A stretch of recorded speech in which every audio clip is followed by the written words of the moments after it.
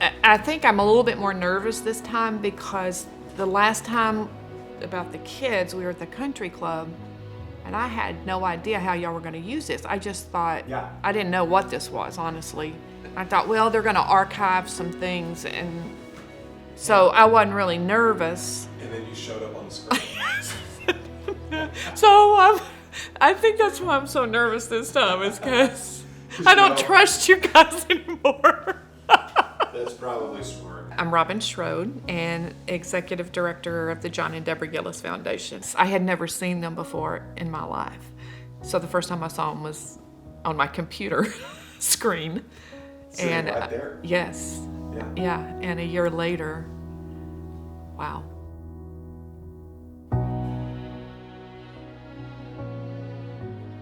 It's one of the things that I tell them is I know how hard this is for you to identify only 10 kids. This year we had 70 applicants.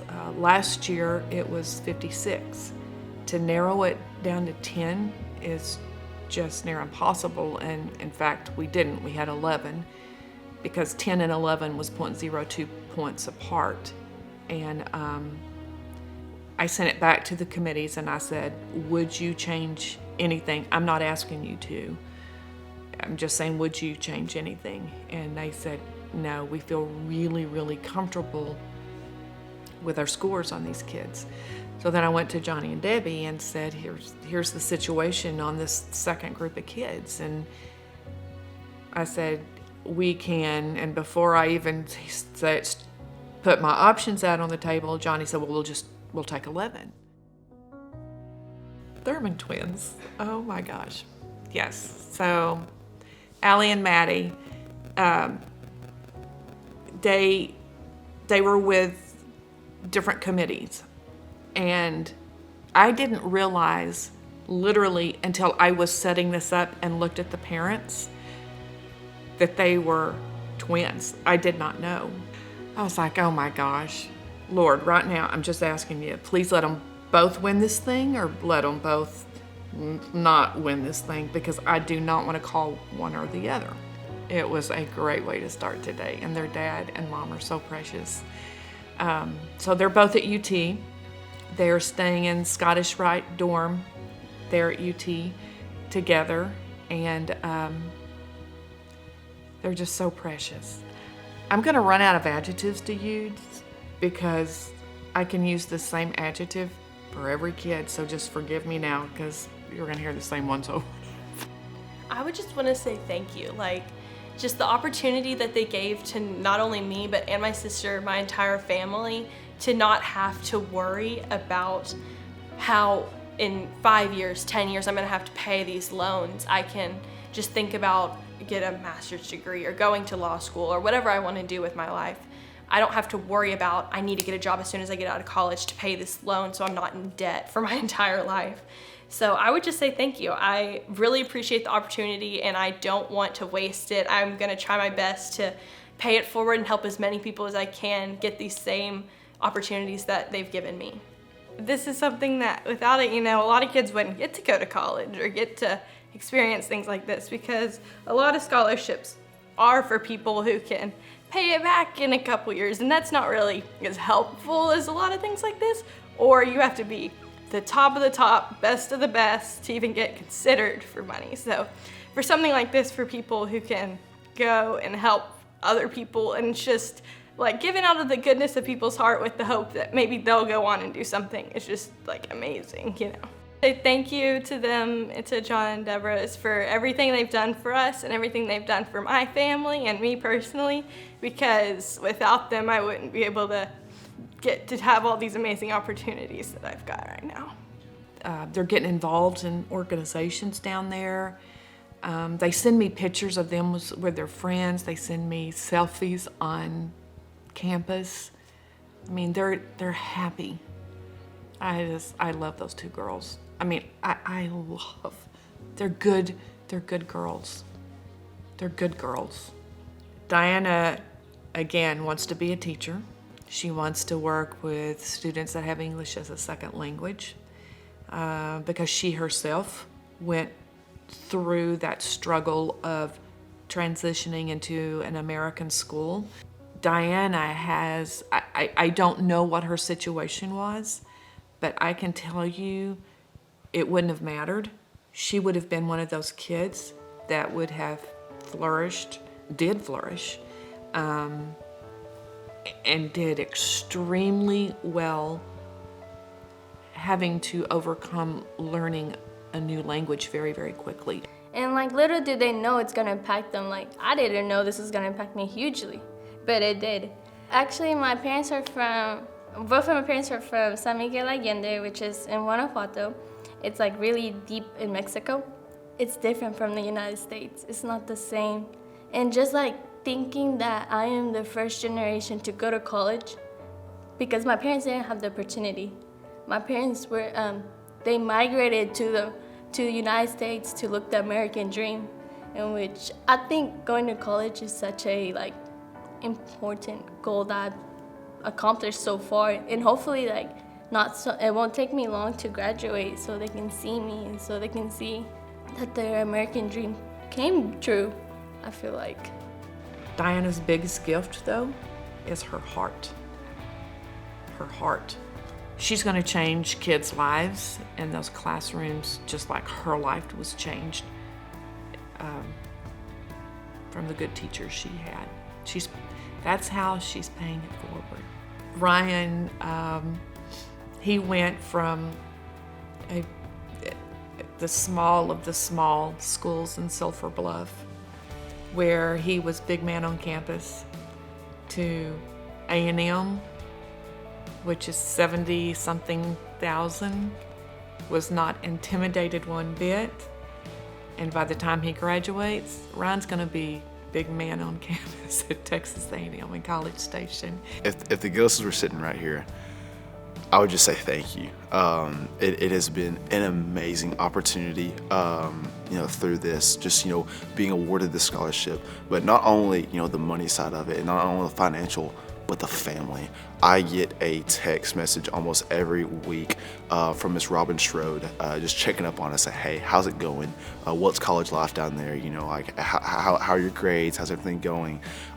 It's a huge family. I absolutely love it here. And if it wasn't for the Gillis family, I wouldn't be here, honestly. I would not be at A&M.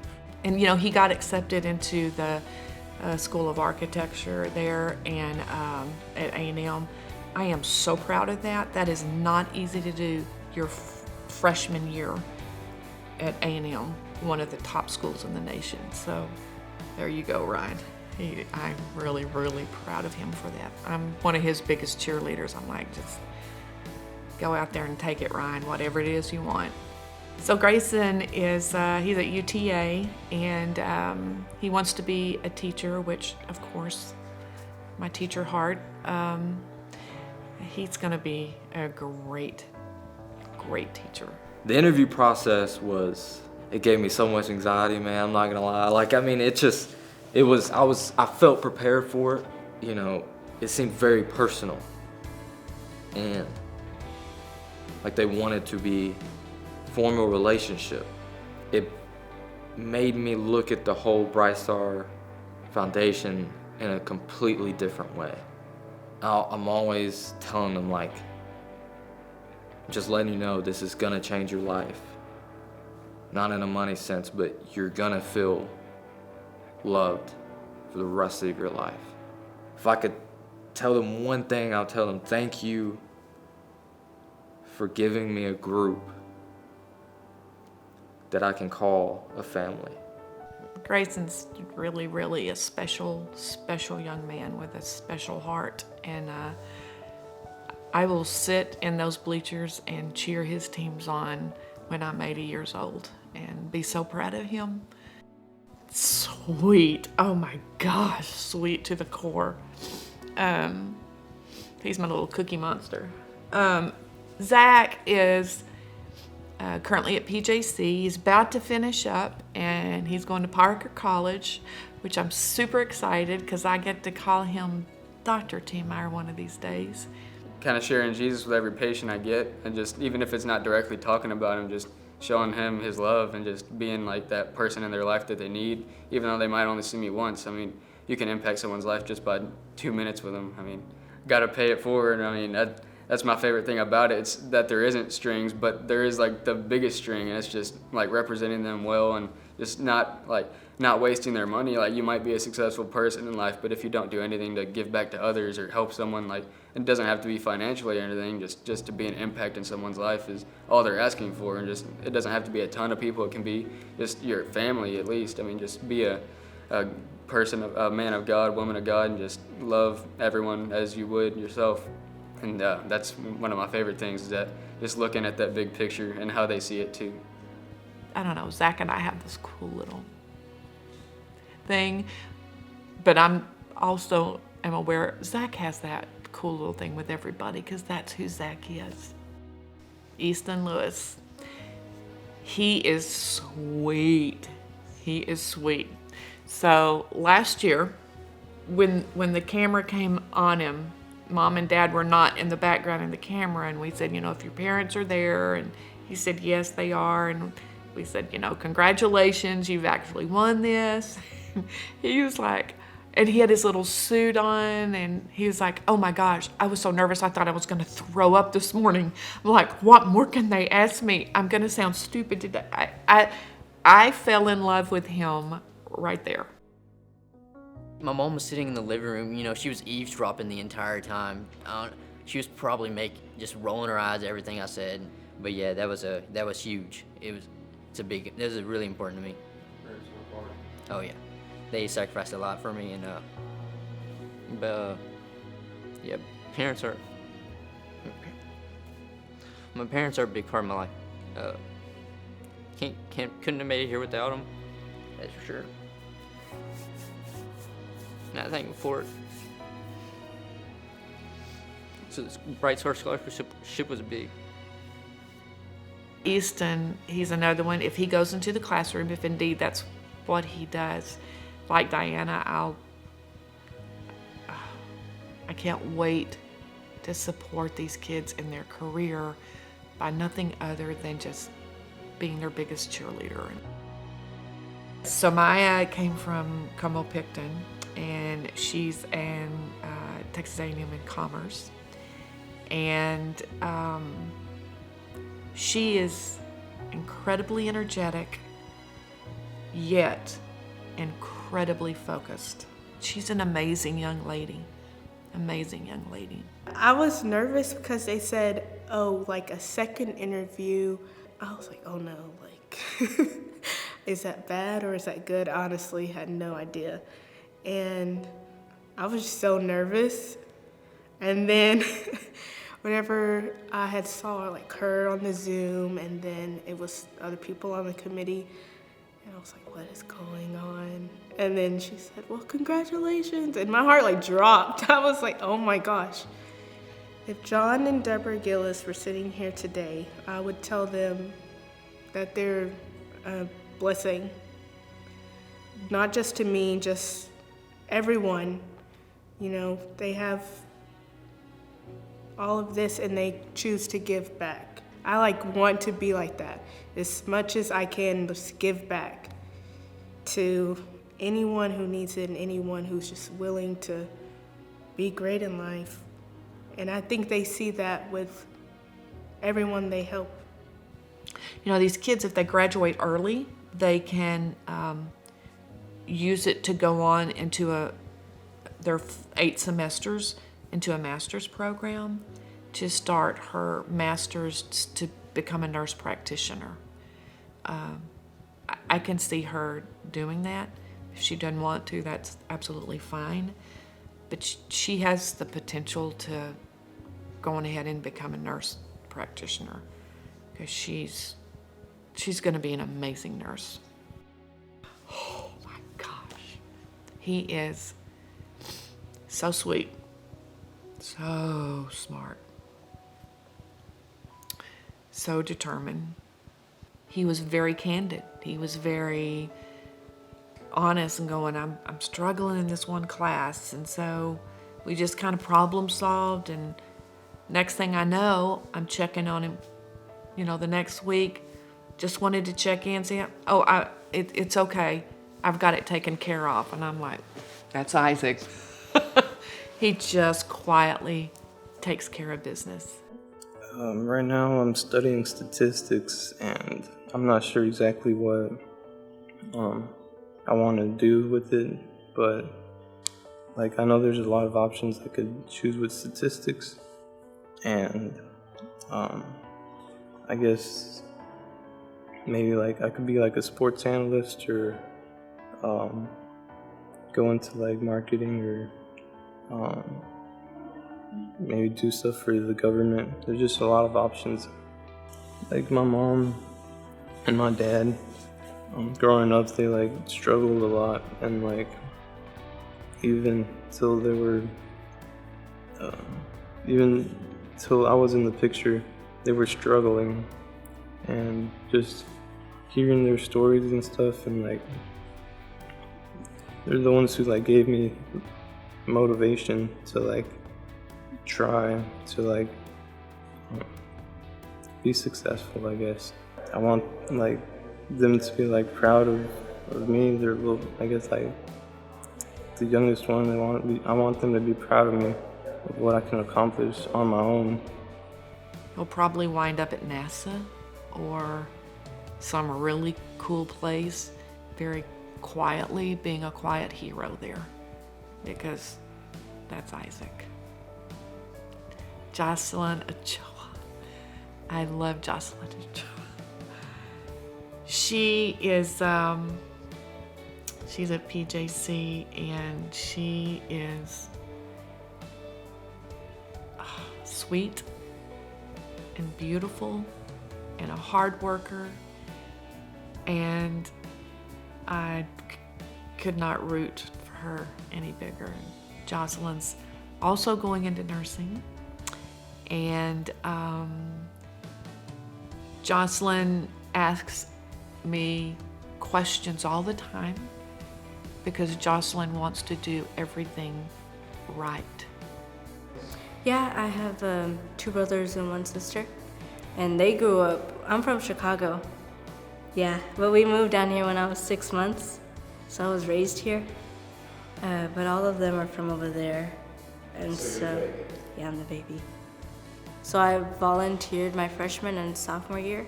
I volunteered at this hospital. I volunteered at the clinic and in the lab.